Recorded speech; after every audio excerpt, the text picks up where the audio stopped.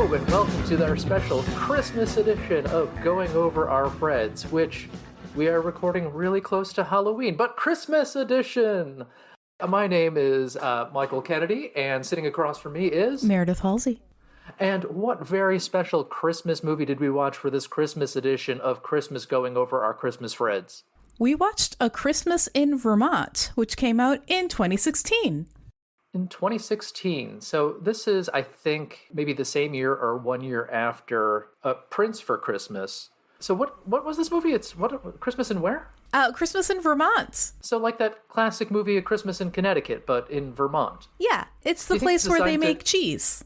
Oh my god, that's a whole like subplot that goes nowhere. It's a bit. It's a bit. But they don't have any cheese in the movie. They don't do anything. Like, do something. Pay it off. No cheese. Fred Olin Ray, the master of no payoff.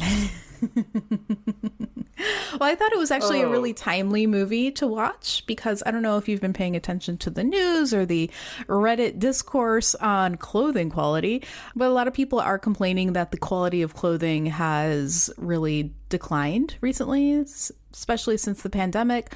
Things are getting more expensive. Clothing retailers and manufacturers are cutting corners. It's so bad right now that people are waxing nostalgic about H&M. Which, 10 years ago, nobody would ever have called H&M the quality clothing company. But now, if you hop onto Reddit's Buy It for Life subreddit, people are like, yeah, I've got items from H&M from 10 years ago. They still look like new. And I'm like, that's not true. You just didn't wear that shirt? Anyhow, this movie is about clothing. Yeah. This movie is about clothing. If you would like a nice feature about planned obsolescence, I'll recommend Cody Johnston and Katie Stoll's Some More News. They did one in early October on that. They deep dive into it. But Anyway, let's start with A Christmas in Vermont, which has nothing to do with The Christmas in Connecticut. And it really sounds like it should be a remake of a classic movie, but it's not at all. Nope, not a remake. Brand new plot, brand new everything. Well... brand new plot as in this was written by an AI that watched 500 Christmas movies and just made one of those. The only difference is that none of our characters cooks or bakes any food. Oh. That's the only thing this movie is missing. You're right, that is missing. They just didn't want to put any sort of cheesemonger in the movie despite having that whole bit. So I want to start with the credits because I think I always start with a commentary on the credits. And the only thing that's really notable here is that they are passable. Oh, yeah, they look like a TV movie credits. Yeah, they use the same establishing shots multiple times. That's a little awkward, but nevertheless, it's a series of movie credits. And if you don't watch too closely, you slide into the movie. Look, they paid for that stock footage of New York City and that stock footage of, I think it's Trump Tower, where their building is supposed to be located. And then we immediately jump to, I'm assuming, some building in Buffalo. Yeah, we're in the interior of an office building. We do some character establishment. So we've got a highly nervous personal assistant. His name is Cyril. Oh, God. Mm-hmm. Cyril's too much all the time. Too much. This guy... in true Fred Olin Ray fashion, is primarily a voice actor, and I think he had a couple of viral TikTok videos. No kidding. Yeah, and he is just doing too much all the time. He is exhausting, and his main personality trait seems to be that he is short and nervous. He's basically like a cartoon character version of the Waylon Smithers type. I know Waylon Smithers is a cartoon, but he's worse than that. He's so obsequious and so just one note. More cartoon than cartoons. More cartoon than cartoon. My favorite character... Okay, so we're in this, they're setting up for a Christmas party or something like that. No, they're just... No. They're just setting up for Christmas full stop. They're putting Christmas trees... Oh, yeah, they're just decorating for Christmas, yeah. Mm-hmm. My favorite, though, is there is a woman decorating a Christmas tree that Cyril interacts with, and you can tell that she was not paid for any lines, so she is doing the most extreme face acting you've ever seen in your life, and she wants desperately to say something, but they are not paying her more than an extra salary. So she just makes these huge expressions as she's standing on a ladder and doing nothing to a Christmas tree. Her exhaustion and frustration with this colleague, Cyril, shows through. It really does. She is one of the top 5 actors in the movie. Yes, 100%. Well, the reason that Cyril is upset is because the big boss, Mr. Bullock, is coming. He's like, Mr. Bullock is coming, Mr. Bullock is coming. And you're just like, okay, who's Mr. Bullock? Who's it gonna be? Who's it gonna be, Michael? You didn't tell me. It's going to be Chevy Chase as Pierce Hawthorne as the big boss in this movie. Like, he is just his character from Community here. But although Chevy Chase doesn't really play a lot of different types, it just kind of has... He either turns the warmth up or down, whether he's in a Christmas Vacation movie or this. So really, it's just Chevy Chase being standard Chevy Chase character and trying 5%, maybe. Why is Chevy Chase in this movie? Because he got paid. How much could Fred Olin Ray have paid Chevy Chase? Well, okay, so not only did Chevy Chase get paid, probably not that much money. It looks like they filmed with him for maybe a day, so I mean, whatever. You get $5,000, it's a day, it's fine. They also included a small part for his daughter, who pops up closer to the end of this movie. Oh, okay. Well, I will look forward to that when we get there. I didn't clock that. It'll be discovery for you there. It was the biggest surprise I've had this whole podcast experience, seeing Chevy Chase show up in a movie. I know we've got like 2, maybe 3 recognizable people in this movie, depending on your pop culture background. Yeah, after I got over the heart attack I nearly had seeing Chevy Chase here, we've established his character. He's grumpy. He doesn't like things that are incomplete. He's the big boss. Cyril is afraid of him. Okay, great. Yeah. His other character trait is he likes milkshakes. Yeah, exactly. So we cut to a corporate meeting, and we have a blonde woman named Riley. She's giving a report on a recent company liquidation that she oversaw. So the company that we're in, that Mr. Bullock is the head of, is a holding company. They own a bunch of other companies. The goal is profit, right? Like, make the money, get the profit. If a company is underperforming, close it out, liquidate its assets, move on to the next. So Riley has been in charge of one of these things, and she's reporting out how that went. And she's like, okay, yeah, it's right before Christmas and we laid everybody off, but we like made sure that, we kept the Christmas bonuses in their severance check and still made a 2.5% profit. So yay us. And everybody's like, okay, great. It seems awkward at the time, but there's like one person whose name is Dana. She's also blonde. She looks just like Riley. She says, it's such a bummer that this is the line of business that we're in, but I really admire that you were able to maintain the Christmas bonus. Yeah, I didn't even clock that was Dana. Mm-hmm. Is because we have one like conversation with her before we set off to our Christmas adventure, and then we don't talk about her forever, and then she'll show up again at the end. So Riley is our protagonist here. She is a busy businesswoman who only cares about business. Yes. We set up her like having a little bit of a heart with the whole Christmas bonus thing. So we actually do a little bit of setup there, but this is the most generic character available. First off, her name shouldn't be Riley because no human being was named Riley before 1990. She is played by a lady named Abigail Hawke, who is trapped in the purgatory that is the show Blue Bloods. She's got like 250 credits on that show. You're Blue kidding Bloods. me. What? Yeah. She, I'd never watched the show, but I looked it up, and her name is like Officer Detective Abigail something. Previously, her name was Meredith. I guess she was like one of these background characters that had a different name, and then when she became more of a regular cast member, they're just like, we can just use your name. Because at first I was like, I have to look this up. Is she playing twins? Does she have an evil twin on the show? It's like, no, they just changed her character's name when she got more important because they never said it on screen. They just used it in the credits. So yeah, well, if it wasn't said on screen, then that's fine. That's no big deal. No one reads the credits except for me as a child. Just you. I am flabbergasted that she had a recurring. Is Blue Blood still on? Probably. Oh, okay. I mean, in as much as anything is still on, I mean, nothing is still, there's no actors working. Right. In this moment, the actor strike is still on. I don't think it's been canceled, though. Okay. I'm surprised that she has a career outside of Fred Olin Ray movies. Let's just say that. Yeah, she's not particularly skilled. Nope. She's one of these, like, it's the same situation that happened with A Christmas Princess, where she's doing acting in a scene, but doesn't seem to care what happened in the other scenes. It's just like, okay, well, now I'm doing this, and now I'm doing that. Oh, it's weird. However, I will say we have Dana, Yeah. who is, God, she's an actor named Meredith Thomas, and her when she's talking to Riley, she sounds like Siri. She delivered her lines like an AI.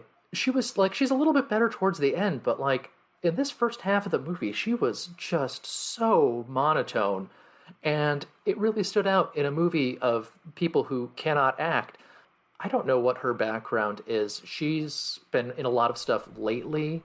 I don't know if she was like a model or something in the early 90s or something, but she shows up in a lot of those David Dakota The Wrong movies, which is going to be a recurring theme here. Nice. Now we've kind of danced around the David Dakota Wrong movies. Do you know about this phenomenon at all? Not at all. So David Dakota made like Sorority Babes in the Slimeball Bolorama. Oh, I could see why you thought I would have been familiar, yes.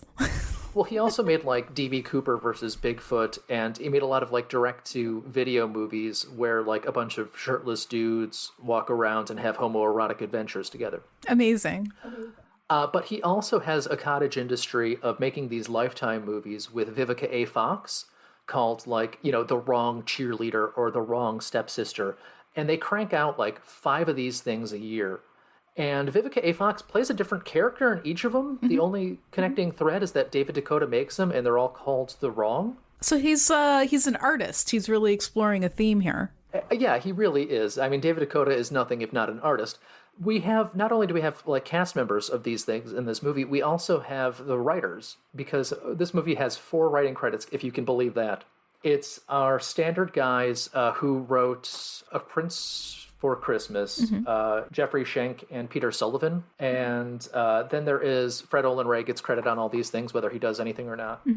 And then there's a guy named Michael Verratti. And both Peter Sullivan and Michael Verratti write a bunch of Christmas movies and a bunch of The Wrong movies. And Michael Verratti also has credit on the Boulet Brothers' Dragula. So he's a real Renaissance man. All right, back to the plot? Yeah, let's go to the plot, because we are not finding any rails today. We are kind of I'm all over the place, but that's part of the course. It's a Christmas movie that's all over the place, and there's no fucking cheese at all. Okay, so back at the office, Mr. Bullock has asked Riley for a one-on-one. So she goes to his office. He's like, wow, I'm really impressed by what you did. I think you might be executive material. So she's all kind of puffed up, proud of herself. And he has a special job for her. He wants her to go to a small company in Vermont called Outwear. One word, capital O, capital W. They make cold weather clothing. The company's failing. They haven't had a lot of sales. And he's like, go out there, identify all of the saleable assets, shut it down by Christmas, and sell off all of those assets, right? We're looking for a little bit of a profit. You need to amputate this withered leaf of our business. Yeah, so she's got her mission. We've got our plot for a standard Christmas movie. Yeah. She's about to head to Vermont, and she says she's never been north of, like, whatever street in her life. It's set up to be a whole thing, but they don't really have too much of her, like, being a fish out of water, like being a city girl in this Vermont town. A tiny little bit, but Yeah. It really doesn't matter that much. Occasionally she complains about how much walking there is in the small town, which I'm like, you're living in New York City. You're walking all the time. What are you talking about? Like, you walk more in a city than in a small town. Before she's off on her journey, she has to meet with her scummy boyfriend. Well, he's not scummy right away. When he's introduced, he's the very picture of a supportive boyfriend. He like calls her right after her presentation, like, how'd it go? Says, like, let's catch up after work. He takes her out to a nice restaurant. That's where the food comes in. Like, nobody's cooking. They're always eating out. Totally fine. Totally fine. Now, what's my catchphrase on this show, Meredith? Do I recognize this guy? Did you recognize this actor? Yeah. He looks like one of the kids from the Partridge Family. Is that right? Is he from the Partridge? No, Danny Bonaducci. That he's way younger than that. So this is an actor called Zach Ward, who's been in a ton of stuff. He was on like a couple episodes of Lost, and He was on 50 some episodes of the show Titus, starring Christopher Titus. He played Titus's brother Dave, who was like the dumb character. He is also Christmas movie royalty. We've got another Christmas movie star in this Christmas movie because Zach Ward is Scut Farkus. In the movie A Christmas Story, Scut Farkus is the bully that is bullying Ralphie and the one that gets punched like crazy. Okay, so he was the little kid that was not the little kid that got his tongue stuck on a cold pole. No, was that Schwartz? I can't remember. I saw the movie once when I was very, very little, and that was the only scene that stuck with me. All right, let's get to Vermont. We haven't even gotten to Vermont yet. Okay, well, all right. So at first, the boyfriend, whose character name is David, seems very supportive and great. And there's just a tiny little bit of foreshadowing. He expresses the opinion that Christmas is a commercialized holiday that is designed to separate people from their wallets. No lies detected. Right, exactly. But that's not what you want to hear in a Christmas movie. And so he's like, he doesn't have the spirit of Christmas. So he's being supportive of Riley. He says, hey, yes, doing layoffs and shutting company down at Christmas time is pretty crummy, but this is business and you shouldn't really feel too bad about doing your job. It's going to be okay. Nobody's dying. So Riley's like, okay, you're right. I'll be home in time for Christmas. It's great. Then, like magic, she's in Vermont. Do we know how she gets to Vermont? No idea how she got up there. Okay. Does she have parents? No. Does she have any friends? Dana from work. Oh, okay. Dana from work. Okay, she's got a friend that she talks to twice in the movie. Got it. Uh-huh. And then, actually, during that conversation, she says, I know we're not friends. Right. So... They're work buddies. Anyway, we go to Vermont, which looks an awful lot like East Aurora, New York. Yeah, I recognized it right away. I was like, this is a place that I know. Yeah, we have the same locations that we got in both of our other Christmas movies that are also filmed in East Aurora. So we've got the Aurora Theater. Mm-hmm. We've got Vittler's Five and Dime. Mm-hmm. We've got, I forget what restaurant that is standing in as a B&B in this place, but it's the same one that stood in as a B&B in the last place too. Is it a real B&B? It probably is. No, I know. I think it's just a closed restaurant. Oh, okay. And then we have a close-up of a wall with a sign on it standing in for our coat factory. Yes. Like, we never actually see that building. It's just like we are in a tight shot of a sign that says, outwear. The sign is weathered. There's a wreath on the door. That's all we get. Yeah. All right. Riley is wandering around on Main Street trying to locate the corporate headquarters of Outwear. And there's some schlocky bit where a bunch of kids run past her and push her into a pile of trash bags that's just on the street, which seems like a scene that somebody who's only ever lived in New York would do, because Vermont doesn't put its trash on the street. Nobody does that but New York. Has Fred Olen Ray even been to Vermont? Does he even do Vermont? I think Fred Olen Ray has only been to California and Florida. And, of course, East Aurora, New York. East Aurora, New York. So I think one glaring thing that's missing from the scene is a cheese shop. There's no cheese at all in this scene. No, there should be a cheese shop. Okay, no, so she gets, some kids run into her. She comically falls into some garbage. Yeah. And then she's like, those kids stole my bag, call the police, or something like that. Mm-hmm, mm-hmm. She is helped up by a kindly old man. Yes. Who is played by, does somebody you recognize? He looked familiar, but I think he's got a face that is a kind of type. I think I recognize him from a 70s sitcom where a guy who looks just like this guy plays a teacher. Oh, okay. So, so he is an 80s sitcom where he plays a teacher, but he's also in a 70s sitcom where he plays a DJ. So he played, that's Howard Hessman. Yeah. He played Dr. Johnny Fever on WKRP in Cincinnati. Oh, my God. And then he was the original teacher and head of the class, with Robin Givens and Dan Schneider and all those guys before he was replaced by Billy Connolly. Billy Connolly. I'm not really sure if he had a money dispute or what, but yeah, they replaced him. I watched both of those shows. I love WKRP in Cincinnati. So that's Dr. Johnny Fever, who he just died a couple of years ago.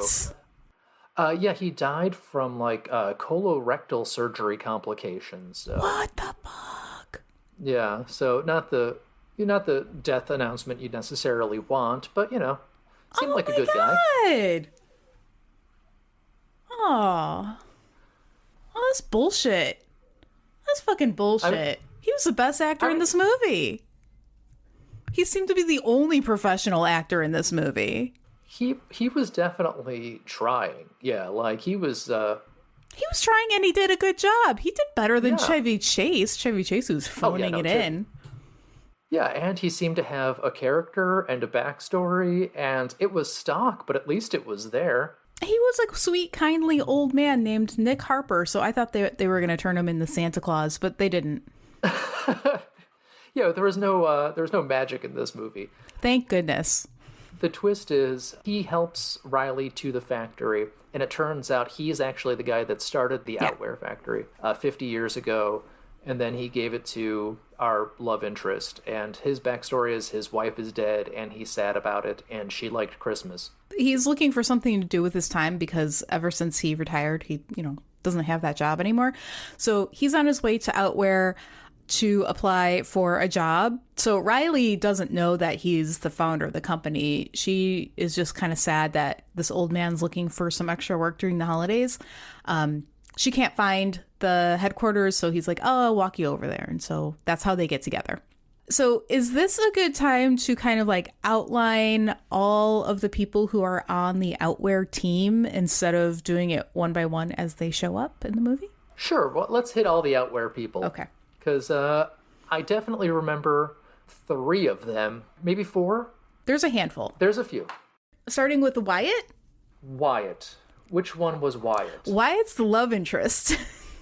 Oh, God. He is terrible. Yeah. Like, he's got this, like, spray-on looking tan. He's kind of slimy and unlikable. He's an actor named David O'Donnell who doesn't do much outside of a Christmas movie every couple of years. He's in like Merry Christmas and The Dog Who Saved Christmas. And oh my God. Just some garbage like that. But then we have my girl, Mary-Kate O'Connell from A Prince for Christmas, who plays Edie. She was Nancy, I think, she was the B&B owner in A Prince for Christmas. And she is probably... Next to Howard Hessman, I think she's the best in this movie. She's the only likable character. Well, she's the one who invites everyone to the holiday party for Outwear. Or I shouldn't say holiday party. It's specifically a Christmas party because there are no other holidays in this movie. Yeah, there's no other holidays in Vermont. I mean, come on. Correct. This isn't Wokemas, okay? This is Christmas. Who else is on this team? We've got Randy. He shows up for half a second, gets a name, and never shows up again. Does he have a line? Yeah. So Wyatt, who's the CEO, runs into Randy in the hallway and says, that's a good-looking jacket. Did you pick that up off the production floor? And Randy's like, yeah, it's the new prototype. I really like it. Oh, okay. Mm-hmm. They're just establishing that they make coats and stuff. Yeah. Randy goes home. We never see him again. We've got Steve. He has a couple of lines, but is kind of just background. Yeah. Yeah, Steve is like the kind of like a person of color. He's bald, and he was in our season finale last year. He was Marcus in Sniper Special Ops. Oh my God. A lot of these people are either in other Fred Olin Ray Christmas movies, or are in Sniper Special Ops, or are in Fred Olin Ray's son's movie Assault on VA-33, which was also, I think, filmed around the Buffalo area. So okay, so he was basically a close family friend, or just like a guy that was around, Okay. So Steve plays an Outwear employee. He's like a product designer, web admin. He does the social medias. Oh yeah, he talks. Yeah, I remember that. Mm-hmm, exactly. We've got a couple of guys who work on the production floor. They actually make the clothes. Jim and Frank. They each have maybe one line between them. Finally, rounding out the team, I put this in the list of the Outwear team because she first showed up in the Outwear HQ, is Wyatt's mom. Oh, right. Okay. So, all right. So hold on. I've got to backtrack here because Frank is one of those guys that kind of looks familiar. And Frank is just this kind of like big pudgy guy who's kind of like, he looks very blue collary. He was on an episode of It's Always Sunny in Philadelphia, which is where I knew him from, and it bothered me because he played Doyle McPoyle on the episode. Do you know It's Always Sunny or no? I've watched like the first 2 or 3 seasons, but I know that it's been going on for like 20 years. Yeah. So the McPoyle family is like this weird family that is always like grossing out our gross main characters on It's Always Sunny in Philadelphia. And there's an episode where they all try out for the Eagles, and Doyle McPoyle is the ringer that the McPoyle family has when trying out for the Eagles.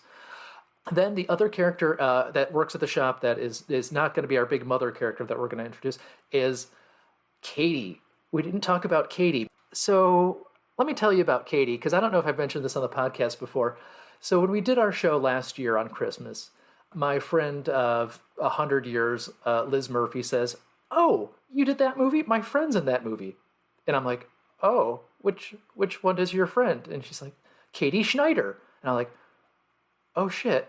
And she's like, and Liz says, "I sent her the podcast." And I'm like, oh, okay. But so Katie Schneider is the one whose terrible Buffalo accent I made fun of for about 45 minutes of the podcast. And I was like, "No, but I was saying I liked it. I'm sorry." So she's like, "Oh no, she's cool. I'll have her email you." So anyway, I never got that email. So that is Katie in this movie is Katie Schneider, who has an under 5, so we don't get to hear her beautiful accent in this movie at all. But I was just like, oh fuck. Yeah, sorry, Katie Schneider. What does under 5 mean?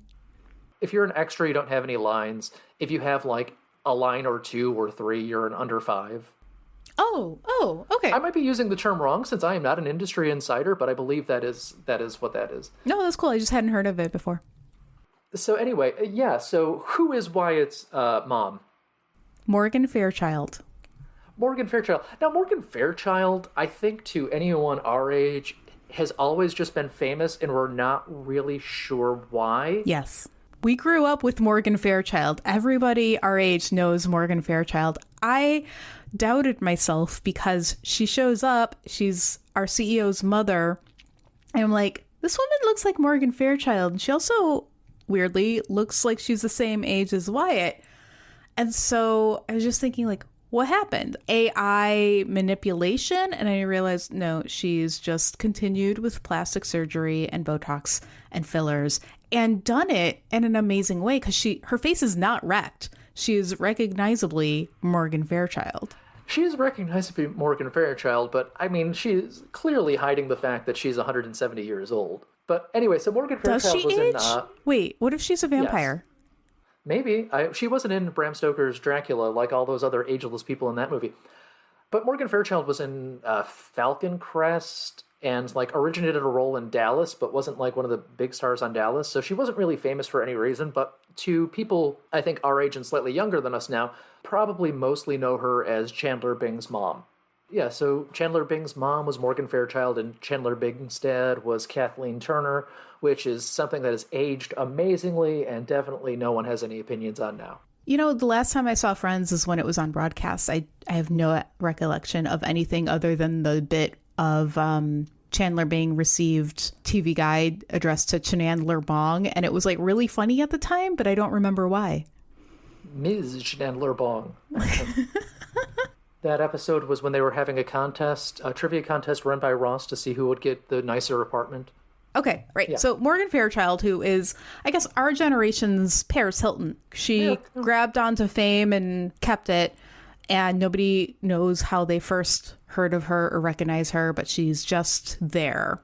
And her character lifts right out of the movie. Like, she doesn't do anything in this movie. She barely interacts with anybody else. She has a couple of phone conversations with Wyatt where she's either offering to cook or bake something or offering someone else to cook or bake something and saying, "Hey, I heard you're with a cute girl."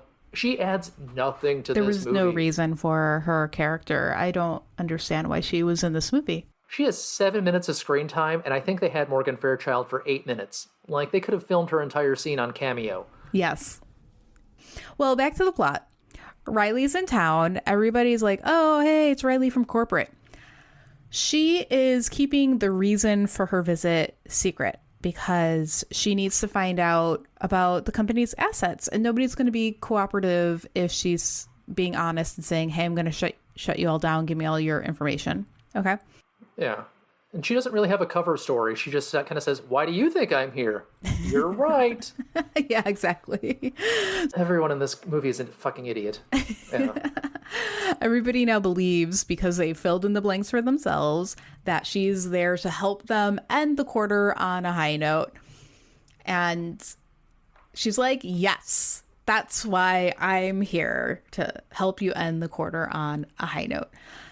Wyatt and Riley don't get along. They have some throwaway lines that are there just to show that they're butting heads.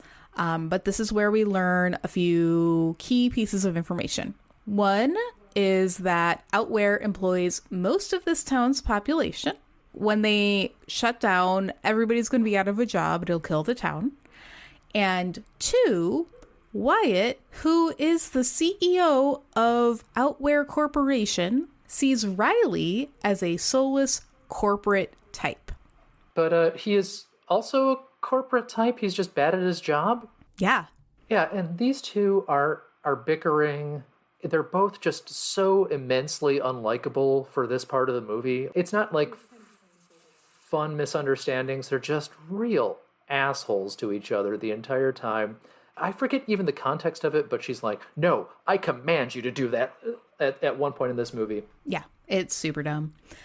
But Riley's complaining about walking everywhere because, you never walk New York City. Never. And they're walking down Main Street, and this woman runs out of her bakery with cupcakes in her hand. She says, I have been looking for just someone like you. Mm-hmm. Here, try these cupcakes. And then these two alien creatures that are the main characters of our movie eat these cupcakes like I've never seen, like, they don't like peel back the paper or anything like that. They just kind of put the cupcake towards their mouth and take what looks like a fake bite, but they actually do take a bite.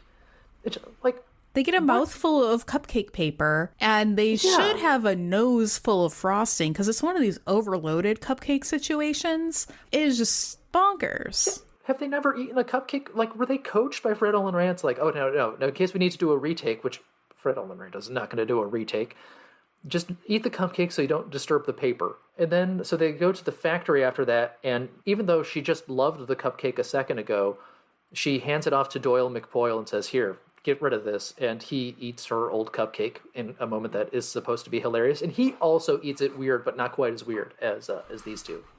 So maybe Fred Olen Ray just has some food issues that are unresolved. Maybe, yeah. Maybe he's struggling with the diabetes too. Well, this bit of the movie also serves to show a valuable small town trope, which is that news travels fast in a small town. Riley knew that the folks in Outwear HQ thought that she was there to help them, and she feels a little bad about it. She actually does a passable guilty face. But now that Wyatt has brought her to the production floor to see the equipment and how they make their products, the employees on the production floor, they already know who she is. They're like, oh, we're so happy that you're here. Yay. And she's like, why are you happy I'm here? And they're like, you're going to help save the company. We all know about it because we're a small town. And now she does an even bigger guilty face. And this is like right around the time when she realizes that everybody in the town works for this one company. So she's starting to have a conscience. She goes to the room full of people of color stitching together their shitty outerwear and feels guilty that all these people are going to be out of their sweatshop jobs. Yeah. Good times. Okay. So back at HQ, Riley and Nick Harper, remember, our now deceased radio DJ. Damn. Yeah, Dr. Johnny Fever. So they have a moment of connection in the office, just like through dialogue. So she starts to feel like this guy can be a friend. She's like, all right, let's get out of the office. It's really stressful here. They play hooky, and he takes her to the local ski slopes, and they get a hot chocolate or something, and blah, blah, blah. And they're developing a friendship. That's the only point. Yeah, I forgot they go to the ski slopes, and she's like, skiing is dumb. And they don't go skiing or anything like that. Ever again. It never comes up again. It's just like, yeah. And then that scene's done, I guess. I don't know. Yeah, there was one part of it that was useful, but it could have been done anywhere. Riley gets a peek at Nick's sketchbook where he's been sketching ideas for new sweaters and jackets, and he doesn't want to show anybody because it's like his designs are dumb and outdated. Boo-hoo. His drawing looked like a child's drawing. Like they Sure. didn't hold on it very long, but it didn't. It just looked like a kid's drawing of a coat. Yeah, no big deal. Yeah. So we are progressing through some days in this plot, and we've gotten to the point where Riley feels so guilty that she's having a change of heart, and she starts the next day with a plan. She shows up at HQ, and she's now on a mission to see what she can do to turn the company around and convince her boss, Chevy Chase, Mr. Bullock, to rescind the order to shut it down. Problem is, or I should say our challenge, should we choose to accept it, is Outwear needs to make $2 million by the end of the quarter, which is in 2.5 weeks. Or else the community center will be bulldozed. Yeah. So do they have to do a dance contest? They have to do a dance contest to save it, right? I wish that might have actually worked. And I was like, no, they can't possibly raise that much money in that amount of time. Right. And it's not even just raising the money. They have to make it through sales starting 2.5 weeks before Christmas when, I mean, I think just anybody who's an adult in this economy knows that retailers start planning for Christmas, a year and a half before the Christmas in question. Well, and you can't even order the textiles to make the coats in order to get... If you can sell off your entire inventory and your entire inventory does not equal $2 million in sales, it's just impossible. There is no way. Well, and you're going to have to do I don't know, what, $7 million in sales to make $2 million profit? Right. Yeah, exactly. Yeah, I don't know, man. But we do have a lot of montage shots of people talking on the phone, talking about how good sales are, so that helps out. Now, did we get to the point where Howard Hessman makes the bad CEO and blonde lady walk home together, and they immediately fall in love on that 3-minute walk that we don't see most of? Yeah. Yeah, we did it. It wasn't really interesting. It was so weird, though, because it was like, these two hate each other, and Howard Hessman's like, you have to walk her home. And they're like, no, we don't. And they're like, well, I was going that way anyway. And then they hate each other. Mm-hmm. We cut away. Mm-hmm. They're at her bed and breakfast, and suddenly they're about to kiss. Mm-hmm. Like, they didn't develop a relationship on the walk. They did not, nothing happened. Right. In order for them to completely do a 180. It wasn't like an enemies to lovers sort of situation. Like, it was so unearned. I am no scholar on romance and romance stories, but I do know you need a moment of sympathy. There just needs to be one tiny little moment where the people see each other in a good light. And it has to be nailed home that the character is actually seeing it, not you just the audience seeing that the person has a redeeming quality. It has to be the other character. That does not happen. All right, now I'm going to pull a page out of Meredith's book here and say, I think that they decided to love each other because both of their fathers killed themselves because of their PTSD. Why is that a page out of my book? Because every time we're watching one of these movies and you don't know what's going on, you just kind of make something up. Okay, that's fair. All right. So, yeah. I think the difference is in my head, it makes sense. So Riley's plan is, you're going to be shocked, it's really innovative and revolutionary. She wants to reintroduce the company's first ever product, a sweater, as a limited edition, holiday edition of the sweater. Limited to the number they can sell. Yes. And they will furthermore save on advertising because they can just recycle the initial set of ads, which clearly the small Vermont company has had an impeccable archives management system going on the entire time, whereby which they are able to access a pristine and reproducible copy of the original advertising. And the most expensive part of advertising is the graphic design. That's Yeah. That's what they focus on. And there's like a little bit of a montage, and you see like people in the town scotch taping a page of the advertising to their windows. Like they're going to make all that $2 million by selling it to the townspeople. Well, they didn't say in the movie, but each of those sweaters costs $50,000. Yeah, so. Oh, right. That is the only reasonable thing to do. Oh, okay. All right. Well, Fredo and Ray and the writers are trying to put some sort of realism in the movie at this point because Steve is trying to secure orders.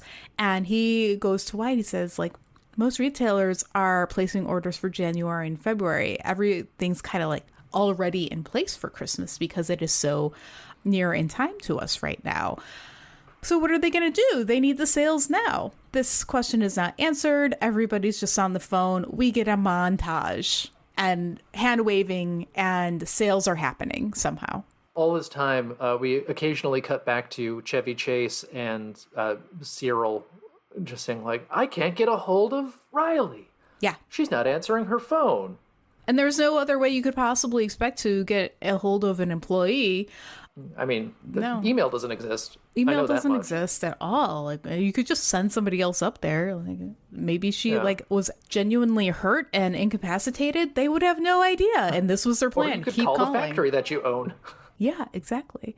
Oh, and this is where we get more of the bits on Vermont producing cheese and maple syrup, and Chevy Chase loving tan milkshakes. And what flavor is tan? Nobody knows. Okay, great.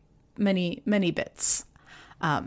We missed a very ham-fisted reference of Chevy Chase is playing golf in his office in this movie, and he hits Cyril with the golf ball, and Cyril falls over comically and says, "Be the ball," because reference, because, the movie Caddyshack. Oh, I didn't catch that at all. I don't know that I've seen Caddyshack in recent memory.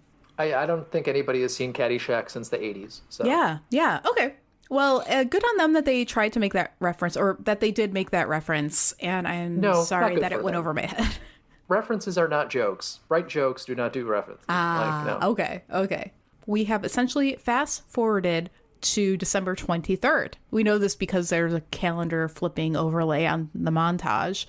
And lo and behold, in these 2-ish weeks, Outwear has made $1.5 million in sales. Sure, why not? I mean, this is epic, given that would never happen, but it's epic. And Riley and Wyatt are so excited by this number that they hug each other, which is out of the blue because they hated each other before the montage. And somebody in the background, maybe Edie, says, "Get a room." And we're like, okay, one, you're in the office. You are in a professional environment. Heckling your CEO and the representative from your holding company. In what world is this okay? Edie keeps it real, okay? That's just Edie being Edie. Best character in the movie. Hands down, sorry. Also, I think a hug like that is second base in a Christmas movie. I'm pretty sure. The bases are different in these movies? Yeah. Yeah. The last scene they kiss. They do decide to go to dinner to celebrate. They grab Nick and Steve so that it's not a date, and they go to a restaurant. And in this restaurant, there is dancing. Nick says to Riley something like, "You should be dancing." And she's like, "Yeah, let's go dance." And so she like grabs Nick and they go dance. And Nick is angling to get Riley and Wyatt together. So Wyatt, who is lonely, can't finish his dessert by himself, cuts in, and then they dance, and he goes in for a kiss, and she deflects and just like puts her head on his shoulder instead, which is the right move because she's still with David, her boyfriend. She's still with Scott Farkas, who she never like mentions to Wyatt No, that's a thing. Because why would she? Because it's a professional relationship, and she doesn't even like this guy. Anyway, this is all just getting them close together before we can have our misunderstanding, which really isn't even a misunderstanding. Exactly. Where Riley's having a phone conversation with Chevy Chase, revealing that she was evil all along. But Wyatt is an idiot because he kind of knew that already, and he knows that she's been helping them and trying to save this company for the last 2 weeks. Yeah. So, like, he gets so pissy. For no reason. And then Riley's ride arrives, and it's a huff, and she leaves in it. And then the movie is over, right? Credits roll. No! There's still more movie. Oh, there's still more movie. Yes. She gets back to New York, like, really fast. She's still in the same outfit that she's in. She's eating with David again. And David is shocked. He's like, what were you doing trying to turn the company around? It was a fool's errand, and you knew it. Like, what?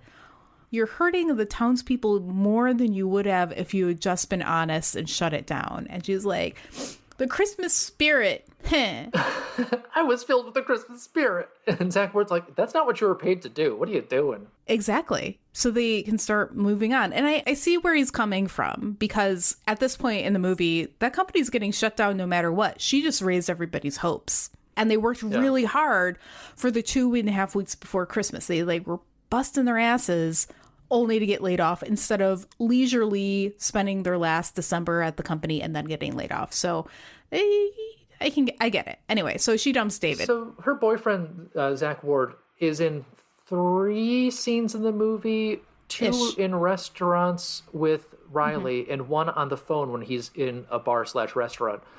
So did they just have him for like an hour and film 3 scenes for that? Like, I didn't check out the budget or the filming time of this movie because I don't think that information is necessarily super easy to get, but it doesn't seem like anybody was working very long on this movie.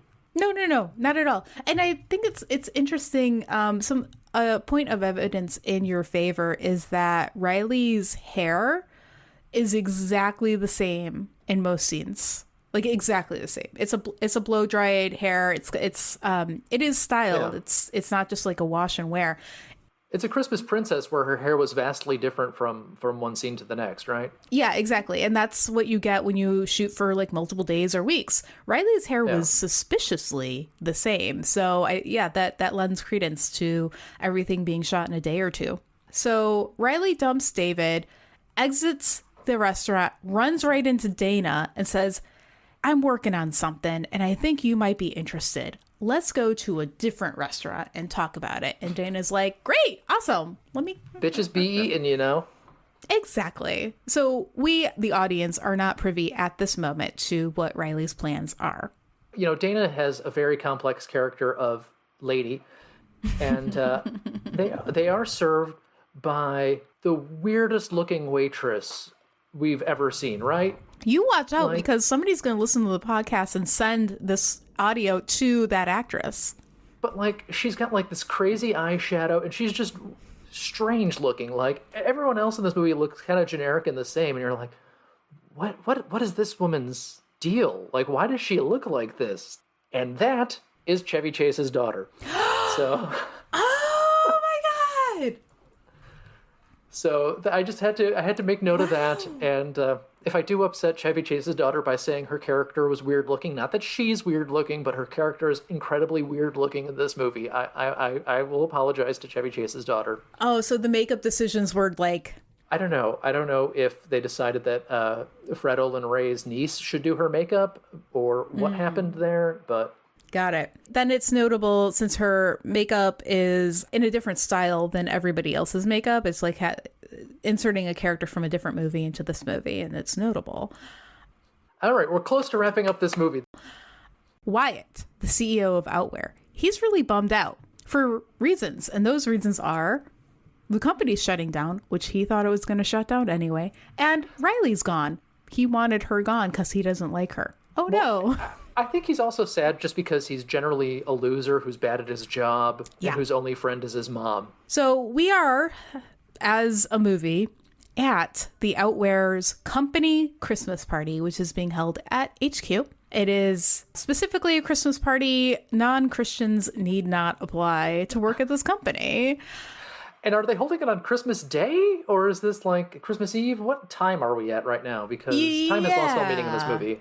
That's a really good question. So on the 23rd was the big fight and Riley went back to New York. And that's got to be at least like a 90-minute flight, 2 hours. I'm not sure. Like depends on like where in Vermont this might be. That takes like a day of travel. You got to get to the airport. You got to wait all the stuff. And then like the cab ride from she drove. I don't know. We don't know how she got there and back. She could have taken a train. She could have taken a train. I think the drive is something like 5 or 6 hours. So this party cannot be Christmas Eve. It must be Christmas Day, in which case that makes sense since everybody at the town works at Outwear. Being at the company Christmas party is celebrating with your friends and family. It's the same thing. It like working at Outwear really is working with family. They are a family. Because everybody in the town works at the factory, so therefore your family's already there. Yeah, we don't see any children. Maybe the town is dying in a different way. Doesn't matter. It's Christmas Day. Everybody's closing out Outwear. We're like, all right, the company's shutting down. We're gonna have one last nice time all together before the assets get liquidated. But lo, Riley appears. She's like, we're not shutting down. I have an idea. And everyone's like, yes. Lo, there shall be a Riley, and she shall bring forth coat money and investors. And who are the investors but Dana, who leads an investment firm, and because Riley has shown a slight interest in being friends, is like, yeah, take my money. Coats. Awesome. I am independently wealthy, and I will fund this failing business. That's not all. Also appears is Mr. Bullock himself. Because he's got no place else to be on Christmas Day. He does not want to be anywhere else in the world, but at this company he wants shut down on Christmas Day. He confirms that the company is going to be remaining open for at least one more year. Then he fires Riley in what is supposed to be an amusing, heartfelt bit of dialogue, but it's not. If any of the characters were likable, it might be, but... Right, exactly. In the end, Outwear hires Riley to lead their new clothing line that's going to save the company, and everybody cheers. Riley and Wyatt share a kiss on the company staircase, and everybody cheers again. Then the movie's still not over. Yeah, we have a stinger at the end. Cyril gets a present from Chevy Chase, and Chevy Chase could not be asked to be in the scene. Nope. So he opens it, and it's a kit to make better milkshakes. Tan milkshakes, right? Because of that bit. Oh my god, it was so funny. But I guess it wasn't a joke after all, because if tan milkshakes are an actual thing, he was just right in being obtuse. It's kind of a payoff, though, so I'll give him credit. Hey, it's a payoff. It's a payoff. But I mean, tan could be a mocha. It can be... I mean, most milkshakes are tan. Are they? You have chocolate, you've got mocha, you've got fudge, coffee? You've got fudge banana nut, you've got coffee, you've got Mexicana, you've got all these things. Okay, but is chocolate and fudge, aren't those brown though? A dark tan. Okay, so it could just be any flavor, and we're supposed to laugh because Chevy Chase is just like, tan, it's obvious. Yeah. Maybe he just can't taste anything anymore.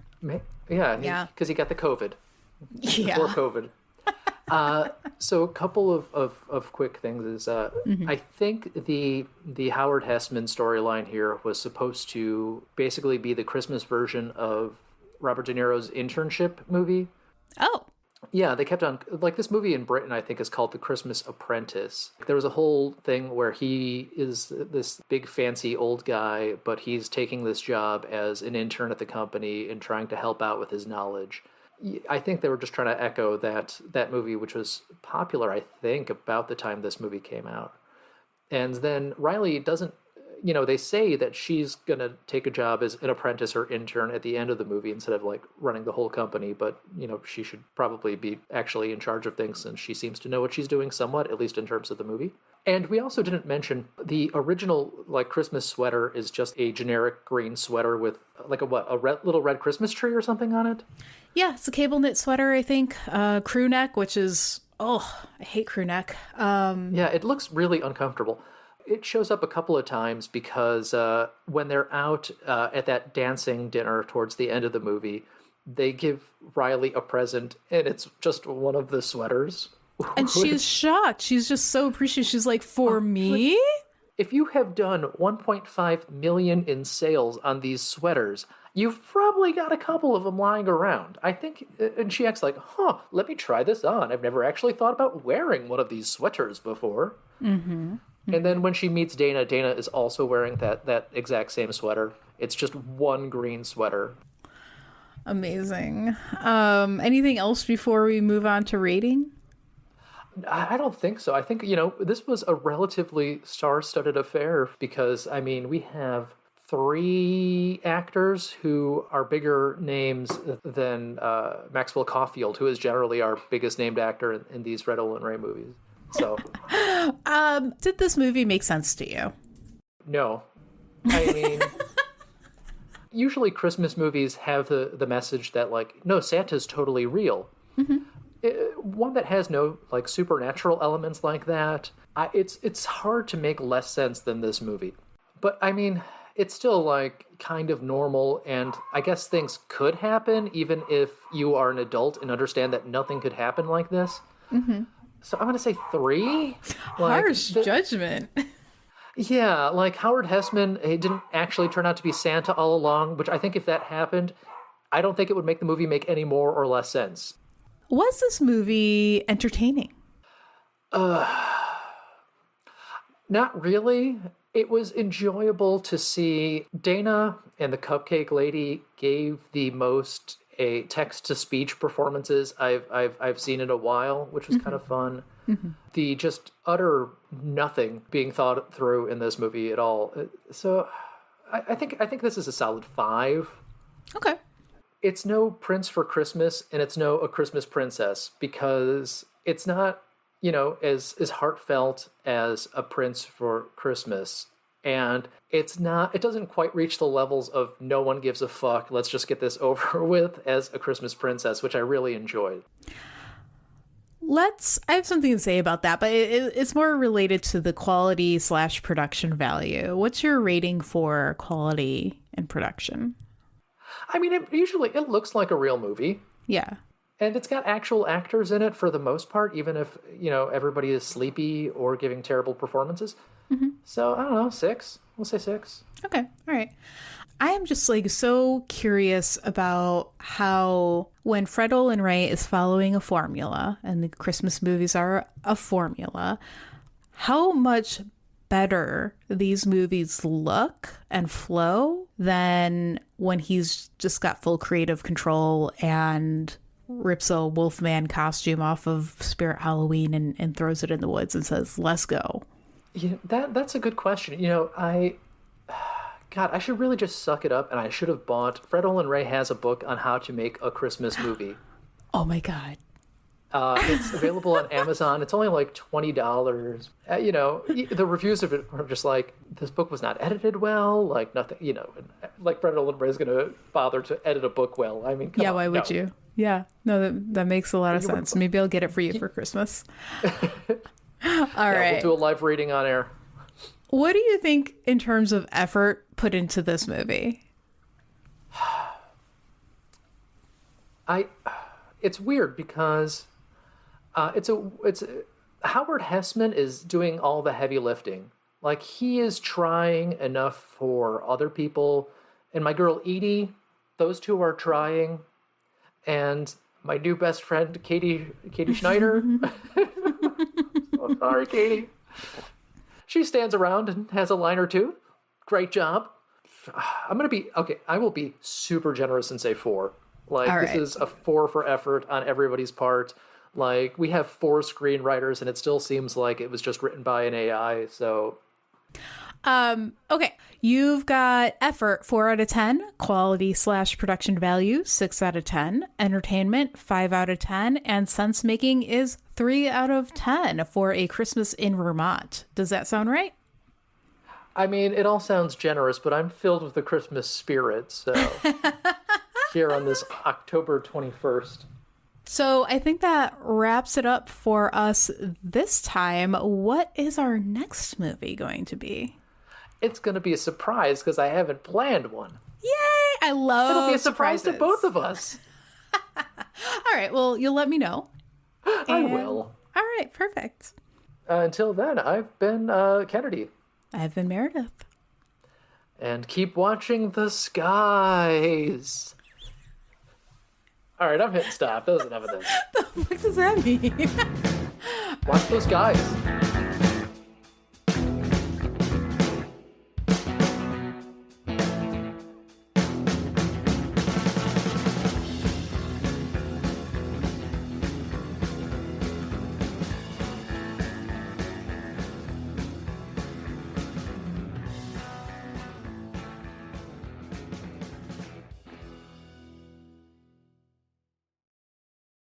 Going Over Our Freds was created and produced by us, Michael Kennedy and Meredith Halsey. Our theme was composed and performed by Justin Nozick.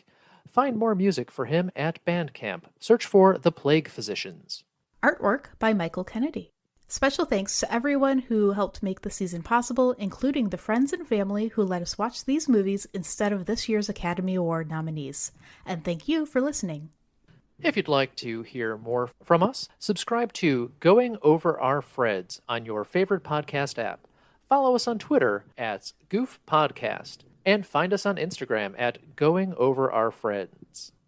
This podcast is for entertainment purposes only. For questions, comments, and complaints, email us at goingoverourfreds@gmail.com. Thanks. What's your favorite Christmas song? God, that's a good question.